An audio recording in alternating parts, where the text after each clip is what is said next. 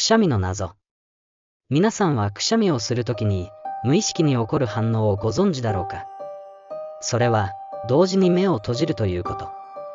これは頬の筋肉が引き上がり、鼻腔を広げる役割があるため、体が勝手にそう動くように働いているのだ。そしてもう一つの理由。あることが起きないようになっている。